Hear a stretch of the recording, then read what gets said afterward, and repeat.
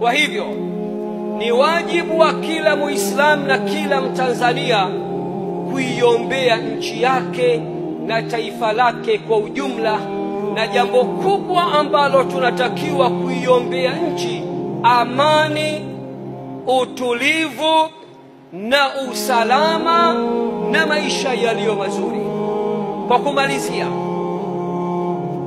hatupo hapa kuwaombea watu maalum dhidi ya wengine, bali tupo hapa kwa ajili ya kuiombea nchi nzima na wananchi wote kwa ujumla.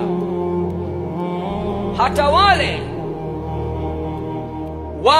wavivu wa kufikiri wanaodhani ya kuwa wanaposikia dua ya kuliombea taifa moja kwa moja wana tafsiri tofauti, ninaomba nikwambieni ya kuwa dua hii pia inakuhusuni nyote, utake usitake.